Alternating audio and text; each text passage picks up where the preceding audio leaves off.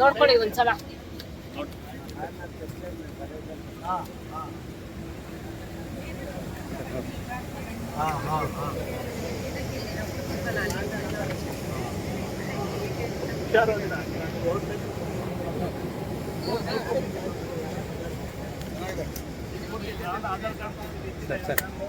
ಏನೇನು ಐತೆ ಅಂತಂದ್ರೆ ಎಲ್ಲ ತಂದು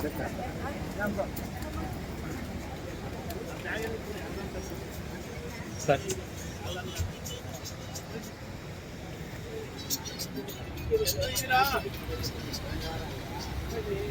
ವಿಡಿಯೋ ಮಾಡಕತ್ತೀರಿ?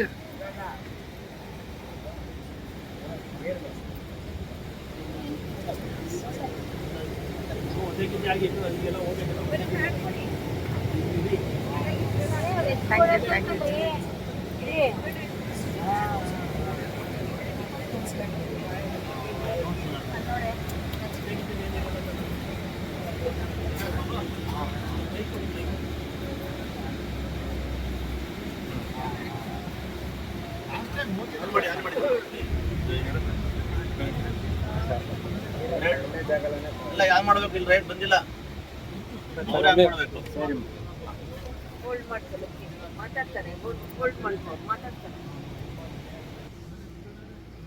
ವಿನಂತಿ. ಸೊ ಇಲ್ಲಿಂದ ನಮ್ಮ ಯಾತ್ರೆ ಈಗ ಓಂಕಾರೇಶ್ವರ ಕಡೆಗೆ ಸಾಗಿರುವಂಥದ್ದು. ಇಲ್ಲಿಂದ 380 ಕಿಲೋಮೀಟರ್ಗಳ ಕಾಲ 380 ಕಿಲೋಮೀಟರ್ ಜರ್ನಿ ಇದೆ ಓಂಕಾರೇಶ್ವರ.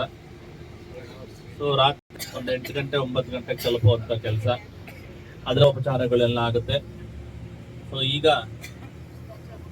ಸ್ಟ್ಯಾಚ್ಯೂ ಆಫ್ ಯೂನಿಟಿ ನೋಡಿದಿರ, ಸರ್ದಾರ್ ವಲ್ಲಭಾಯಿ ಪಟೇಲ್ ಉಕ್ಕಿನ ಮನುಷ್ಯ ಅಂತಾನೆ ಹೆಸರಾಗಿ ನಮ್ಮ ದೇಶಕ್ಕೆ ಮಹತ್ವದಂತಹ ಕೊಡುಗೆ ಕೊಟ್ಟಂತ ಮಹಾನ್ ಸಂತರು ಅಲ್ವಾ.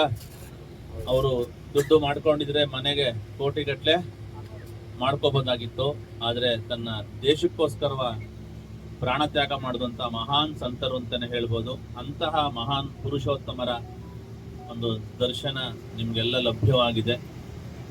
ಮನುಷ್ಯ ಅಂತಂದ್ರೆ ಏನಾದ್ರೂ ಸಾಧನೆ ಮಾಡಬೇಕು, ಯಾಕೆಂದ್ರೆ ಸುಮ್ನೆ ಅಷ್ಟು ದೊಡ್ಡ ವಿಗ್ರಹ ಅಲ್ವಾ. ನಮ್ಮ ವಿಗ್ರಹಗಳು ಮಾಡಿ ನಿಲ್ಲಿಸ್ತಾರಾ ಅಲ್ವಾ.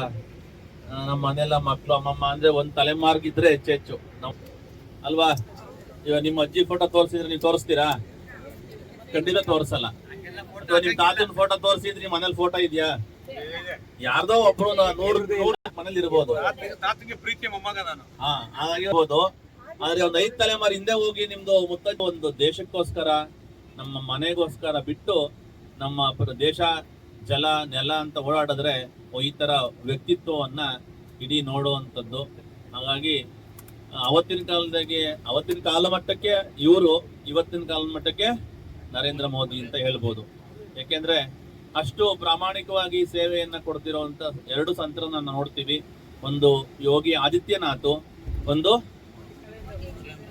ನರೇಂದ್ರ ಮೋದಿಜಿ. ಇವರಿಬ್ಬರು ಕೂಡ ನಮ್ಗೆ ಪಕ್ಷ ಮುಖ್ಯ ಅಲ್ಲ. ನಮ್ಗೆ ಪಕ್ಷದಲ್ಲ ಕೆಲಸ ಮಾಡಿ, ಯಾವ ಪಕ್ಷಕ್ಕೆ ಸಪೋರ್ಟ್ ಮಾಡಿ, ನಮ್ಗೆ ಪಕ್ಷ ನಮಗೆ ಬೇಡ ಇಲ್ಲಿ. ಆದ್ರೆ ವ್ಯಕ್ತಿ ಬಗ್ಗೆ ಮಾತಾಡ್ತಾ ಹೋದ್ರೆ ನಿಸ್ವಾರ್ಥ ಸೇವೆ ಮಾಡ್ತಿರುವಂತಹ ಯಾರಾದ್ರೂ ಏಕೈಕ ರಾಜಕಾರಣಿಗಳು ಯಾರಾದ್ರೂ ಇದ್ರೆ ಯೋಗಿ, ಒಂದು ಮೋದಿ ಅಂತ ಹೇಳ್ಬೋದು. ನೀವು ನಂಬ್ಲಿಕ್ಕಿಲ್ಲ, ನಾವು ನೈಮಿಷಾರಣ್ಯ ಹೋಗ್ತಿರೋ ಯಾರು ಹೋಗಿದ್ದೀರಾ, ಆ ದಾರಿಲಿ ಹೋದ್ರೆ ಮೋದಿಜಿ ಅವರು, ಮೋದಿ ಅಲ್ಲ, ಯೋಗಿ ಆದಿತ್ಯನಾಥ್ ಅಕ್ಕ ಟೀ ಮಾರ್ತಾರೆ. ಯಾರಾದ್ರು ಸಾಧ್ಯನಾ? ನಮ್ಮ MLA MP ಗಳು ಮಕ್ಕಳು ಅಕ್ಕ ತಂಗಿದ ಟೀ ಮಾರ್ತಾರ? ನೀವು ನಂಬ್ಲಿಕ್ಕಿಲ್ಲ. ನಾವು ಟು ಬಿ ಫ್ರಾಂಕ್ ನಾವು ಹೋಗಿದ್ವಿ, ಅದೇ ಅಂಗಡಿಗೆ ಹೋಗಿ ಟೀ ಕುಡ್ಕೊಂಡ್ ಬಂದಿದ್ವಿ. ಸೊ ಅದೇ ತರ ಇವರು ನಮ್ಮ ಮೋದಿ ಅಣ್ಣ ತಮ್ಮ ಒಬ್ರು ಪೆಟ್ರೋಲ್ ಬಂಕ್ ಕೆಲಸ ಮಾಡ್ತಾರೆ ಡೆಲ್ಲಿಲಿ. ಸಾಧ್ಯನಾ? ಅಲ್ವಾ. ಕೋಟಿಗಟ್ಟಲೆ ಆಸ್ತಿ ಮಾಡಿರ್ತೀವಿ, ಕೋಟಿಗಟ್ಟಲೆ ಹಣ ಮಾಡಿರ್ತೀವಿ, ಕೋಟಿಗಟ್ಟಲೆ ಎಕರೆಗಟ್ಟಲೆ ಜಮೀನು ಇರುತ್ತೆ, ಎಲ್ಲ ಇರುತ್ತೆ. ಆದ್ರೆ ಸಮಾಜಕ್ಕೋಸ್ಕರ ನಾವು 1 ರೂಪಾಯಿನೂ ಖರ್ಚು ಮಾಡಲ್ಲ. ಸೊ ಹಾಗಾಗಿ ಎಲ್ಲ ಮನುಷ್ಯ ಸ್ವಾರ್ಥ ಪ್ರಪಂಚದಲ್ಲಿ ಇವತ್ತು ಅಂತಹ ಉಕ್ಕಿನ ಮನುಷ್ಯ ಅಂತಾನೆ ಹೆಸರು ತಗೊಂಡು ಇಡೀ ದೇಶವನ್ನ ಉಳಿಸಿದಂತಹ ಮಹಾನ್ ಸಂತರ ದರ್ಶನ ಮಾಡಿದ್ದೀರಾ. ಯಾಕಂದ್ರೆ ಏನಾದ್ರೂ ಒಂದು ಕಲಿಬೇಕು ಅಂತ.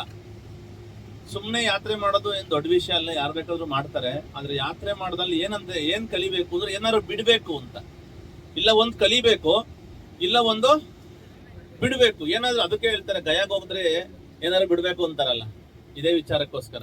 ನಮ್ಮ ಅಹಂಕಾರ ಇರುತ್ತೆ ನಮ್ಗೆ ಅಲ್ವಾ, ನಮ್ಗೆ ದುರಾಂಕರಿಗಳಾಗಿರ್ತೀವಿ, ಹೊಟ್ಟೆ ಕಿಚ್ಚಿರುತ್ತೆ, ಅಸೂಯೆ ಪಡ್ತೀವಿ ಇನ್ನೊಬ್ರು ನೋಡಿ. ಯಾತ್ರೆಯಲ್ಲಿ ಇದನ್ನೇ ನೀವು ಕಲಿತಾ ಹೋಗೋದು. ಇದೆಲ್ಲ ಅಲ್ಲಿನ ಒಂದು ಆಹಾರ ಪದಾರ್ಥಗಳನ್ನ ನೋಡಿದಾಗ, ಅಲ್ಲಿನ ಜನನನ್ನು ನೋಡಿದಾಗ ನಿಮ್ಗೆ ಅನ್ಸುತ್ತೆ, ಸೊ ನಾನು ಈ ಮಟ್ಟಕ್ಕೆ ಇಲ್ವಲ್ಲ ಅಂತ.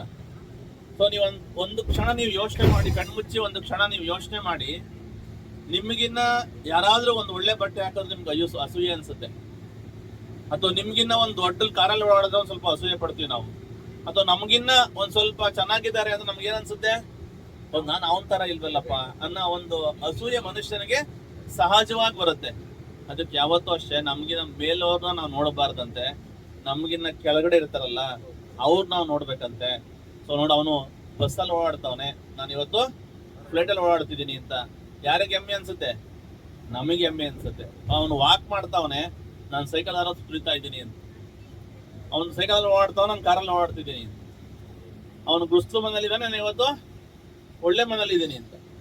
ಆ ಕೆಳಗಡೆ ಇರೋರು ನೋಡಿದಾಗ ನಮ್ಗೆ ಹೆಮ್ಮೆ ಅನ್ಸುತ್ತೆ, ಅವನ್ಗಿನ ನಾನೇ ಬೆಟ್ರ್ ಅಲ್ವಾ, ಅವನ್ಗಿನ ನಾನೇ ಚೆನ್ನಾಗಿದ್ದೀನಿ ಅಂತ ಹೇಳಿ ನಿಮಗೆ ಆನಂದ ಪಡ್ತೀರಾ. ಅಕಸ್ಮಾತ್ ಏನಾದ್ರು ನೀವು ನಿಮ್ಗಿನ್ನ ಮೇಲ್ಗಡೆಯವ್ರು ನೋಡಕ್ ಹೋದ್ರೆ ನಿಮ್ಗೆ ಏನನ್ಸುತ್ತೆ, ಅಯ್ಯೋ ನಾನು ಅವನ್ ತರ ಇಲ್ವಲ್ಲ, ನನ್ಗೆ ಅವನ್ಗಿರೋ ನನಗೆ ಕೊಟ್ಟಿಲ್ವಲ್ಲ ಅಂತ ಹೇಳಿ ನಿಮ್ಗೆ ಏನಂತ ಮನ್ಸೇನನ್ಸುತ್ತೆ, ವಿಚಲಿತ ಆಗತ್ತೆ, ಮನ್ಸಿಗೆ ಭಾರ ಅನ್ಸುತ್ತೆ, ಮನ್ಸಿಗೆ ದುಃಖ ಅನ್ಸುತ್ತೆ, ಏನೋ ಒಂದ್ ರೀತಿಯ ಸಂಕಟ ನಿಮ್ಗಾಗತ್ತೆ. ಹಾಗಾಗಿ ನಾನು ಎಲ್ರಿಗೂ ಹೇಳೋದೇನಂದ್ರೆ, ನಿಮ್ಗಿನ್ನ ಮೇಲ್ಗಡೆಯವ್ರನ್ನ ನೋಡಕ್ ಹೋಗ್ಬೇಡಿ. ನೀವು ನಿಮ್ಗಿನ್ನ ಕೆಳಗಡೆಯವ್ರು ನೋಡಿದ್ರೆ ನಿಮ್ಗೆ ನೀವೇ ಖುಷಿ ಪಡ್ತೀರಾ, ಮೇಲ್ಗಡೆಯವ್ರು ನೋಡಕ್ ಹೋದ್ರೆ ನಿಮ್ಗೆ ಬೇಸರ ಆಗತ್ತೆ. ಸೊ ಹಾಗಾಗಿ ಒಳ್ಳೆ ವ್ಯಕ್ತಿಯನ್ನ ದರ್ಶನ ಮಾಡಿದ್ದೀರಾ. ಆ ಭಗವಂತನ ಅನುಗ್ರಹ. ಇದೇ ತರ ದೇಶಕ್ಕೋಸ್ಕರ ಪ್ರಾಣ ಕೊಟ್ಟಂತ ಮಹಾನ್ ಸಂತರು ಈ ಭೂಮಿಲಿ ಇದ್ದಾರೆ. ಹಲವಾರು ಜನ, ಒಬ್ಬರಲ್ಲ ಇಬ್ಬರಲ್ಲ, ಲಕ್ಷೋಪಲಕ್ಷ ಜನಗಳು ಈ ಸಂತರು ಮಹನೀಯರೆಲ್ಲರೂ ಕೂಡ ಇದ್ದಾರೆ. ಅಂತಹ ಅವರ ಚರಿತ್ರೆಯನ್ನ ತೆಗೆದು ಓದುವಂಥದ್ದು, ತಿಳ್ಕೊಳ್ಳುವಂಥದ್ದು, ಅಂತ ಕ್ಷೇತ್ರಗಳಿಗೆ ಹೋಗಿ ಬರುವಂಥದ್ದನ್ನೇ ಯಾತ್ರೆ ಅನ್ನೋದು. ಸೊ ಹಾಗಾಗಿ ವೇದ ಸವ್ಯಸಾಚಿ ದಿವ್ಯ ದೇಶ ಯಾತ್ರೆಯಿಂದ ಇಂಥದ್ದೆಲ್ಲ ಕೂಡ ನೋಡಕ್ಕೆ ನಿಮ್ಗೆ ಸಿಕ್ಕಿದೆ. ಸೊ ಒಳ್ಳೇದಾಗ್ಲಿ, ಭಗವಂತನ ಅನುಗ್ರಹ ಸಿಗ್ಲಿ. ಈಗ ಒಂದು ಅರ್ಧ ಗಂಟೆ ಕಾಲ ಆರಾಮ